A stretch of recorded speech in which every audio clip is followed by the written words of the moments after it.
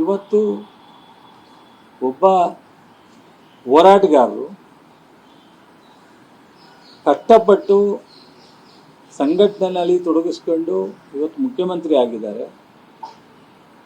ಅಂಥವ್ರ ಬಗ್ಗೆ ಇಷ್ಟೊಂದು ಇವರಿಗೆ ಅಶೋಕ್ಗೆ ಮಾತಾಡ್ತಾ 150 ಕೋಟಿ ಬಗ್ಗೆ ಮಾತಾಡ್ತಾರಲ್ಲ ಅಶೋಕ್. ಒಬ್ಬರು ಡಿಫ್ಯಾಕ್ಟೋ ಚೀಫ್ ಮಿನಿಸ್ಟರ್ ಇದ್ದಂಗೆ, ವಿರೋಧ ಪಕ್ಷ ನಾಯಕರು ಅಂದರೆ ಎಷ್ಟು ಬೆಲೆ ಇದೆ. ಸ್ವತಂತ್ರ ಬಂದ ಮೇಲೆ ಇಲ್ಲಿವರೆಗೆ ಎಂತೆಂಥವ್ರು ವಿರೋಧ ಪಕ್ಷ ನಾಯಕರಾಗಿದ್ದಾರೆ. ದೇವೇಗೌಡರು ಆಗಿದ್ದರು, ಖರ್ಗೆಯವರಿದ್ದರು, ಯಡಿಯೂರಪ್ಪನವರಿದ್ದರು. ನಿಮ್ಮ ಬಾಯಿಗೆ ಬೀಗ ಹಾಕೇಳದೇ ಇದ್ದರೆ ನಿಮಗೆ ಗೌರವ ಬರೋಲ್ಲ. ಅಶೋಕ್ ಅವರೇ, ಯಾರು ಒಳ್ಳೆ ಮಾರ್ಗದರ್ಶನ ತಗೊಳ್ಳಿ ಯಾರಿಂದಾರ. ಬಾಯಿಗೆ ಏನು ಬರುತ್ತೆ ಅದು ಮಾತಾಡಬೇಡ್ರಿ ಅಶೋಕ್. ಒಬ್ಬ ಉಪಮುಖ್ಯಮಂತ್ರಿ ಆಗಿದ್ದವರು, ರೆವಿನ್ಯೂ ಮಿನಿಸ್ಟರ್ ಆಗಿದ್ದವರು. ನಿಮ್ಮ ಯತ್ನಾಳ್ ಹೇಳಿದರು ಯಡಿಯೂರಪ್ಪನವ್ರು ಪೇಮೆಂಟ್ ಮುಖ್ಯಮಂತ್ರಿ ಅಂತ. ನಿಮ್ಮದೇ ಪಕ್ಷದವರು. ಅದೇ ಚಾಲ ನಿಮಗೆ?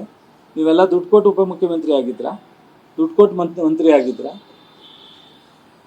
ದುಡ್ಡು ಕೊಟ್ಟು ಮಂತ್ರಿ ಆಗ್ತಾರೆ ಅಂತ ಅನ್ನೋದು ಕಾಂಗ್ರೆಸ್ ಸಂಸ್ಕಾರ ಅಲ್ಲ, ಕಾಂಗ್ರೆಸ್ ಸಂಸ್ಕೃತಿ ಅಲ್ಲ. ಬಿ ಜೆ ಪಿಲಿ ಏನಾರು ಇರ್ಬೋದು. ನಿಮ್ಮವರೇ ಮಾತನಾಡಿದ್ದನ್ನು ನೀವು ಕೇಳಿದ್ದೀರಾ.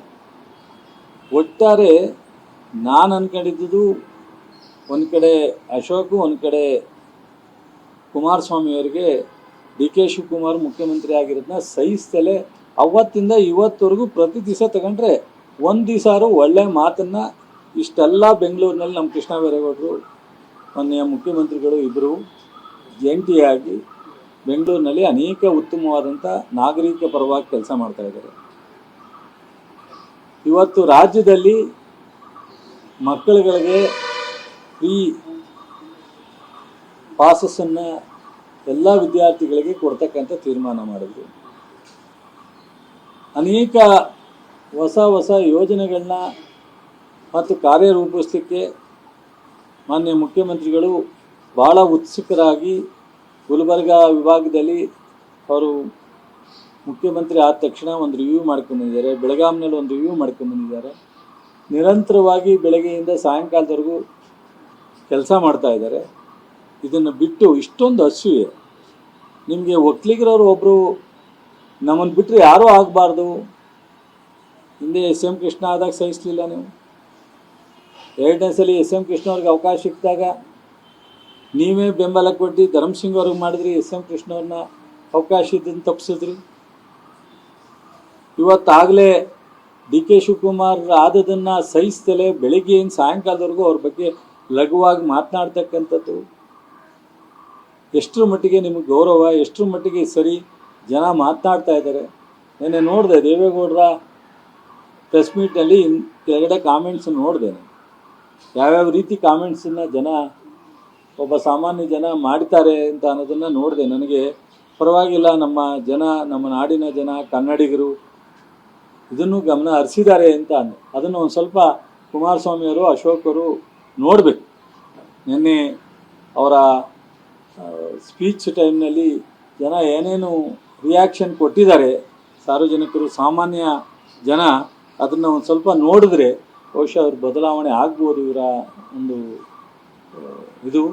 ಮತ್ತು ಕುಮಾರಸ್ವಾಮಿಯವರಿಗೆ, ಅಶೋಕ್ ಅವರಿಗೆ ಒಂದು ಕಡೆ ಇವರು ಇದೊಂದು ದೊಡ್ಡ ಅವರ ಇದಾಗಿದೆ, ಭ್ರಮೇಲಿದ್ದಾರೆ.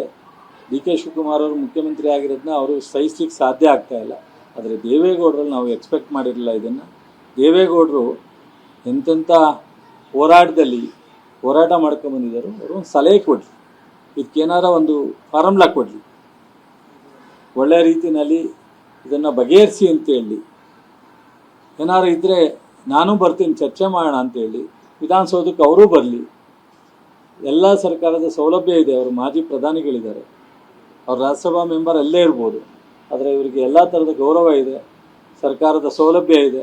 ವಿಧಾನಸೌಧದಲ್ಲಿ ಬಂದು ಅವ್ರ ಮಾರ್ಗದರ್ಶನ ತಗೊಳ್ಳೋದಕ್ಕೆ ಮಾನ್ಯ ಡಿ ಕೆ ಶಿವಕುಮಾರ್ ಅವರು ತಯಾರಿದ್ದಾರೆ. ಈ ವಿಚಾರದಲ್ಲಿ, ಬಿಡದಿ ವಿಚಾರದಲ್ಲಿ ಸೂಕ್ತವಾದಂಥದ್ದು ಅನ್ನೋದು ಇಡೀ 90% ಚರ್ಚೆ ಇದೆ. ಇವರು ರಾಜಕೀಯವಾಗಿ ಅದನ್ನು ಬಳಸ್ತಾ ಇದ್ದಾರೆ. ಆದರೆ ಆ ಸೂಕ್ತವಾದಂಥ ತೀರ್ಮಾನವನ್ನು ನಮ್ಮ ಮುಖ್ಯಮಂತ್ರಿಗಳು ತಗೋತಾರೆ. ಯಾವುದೇ ರೈತರಿಗೆ ತೊಂದರೆ ಆಗದಂಗೆ, ಯಾವುದೇ ರೈತರಿಗೆ ನೋವಾಗದಂಗೆ ಸೂಕ್ತವಾದಂಥ ತೀರ್ಮಾನವನ್ನು ತಗೋತಾರೆ ಅನ್ನೋ ಒಂದು ಭರವಸೆ, ನಂಬಿಕೆ ನಮಗಿದೆ. ಆದರೆ ಅವರನ್ನು ಅಸೂಯೆ ಬಂದ ಈ ಥರ ಲಘುವಾಗಿ ಮಾತನಾಡ್ತಕ್ಕಂಥದ್ದನ್ನು ದಯಮಾಡಿ ಸೊ ದೇವೇಗೌಡರಿಗೆ ಇದು ಸೂಕ್ತ ಅಲ್ಲ. ದೇವೇಗೌಡರು ಒಬ್ಬರು ನಾಡಿನ ಮಾಜಿ ಪ್ರಧಾನಿಗಳು.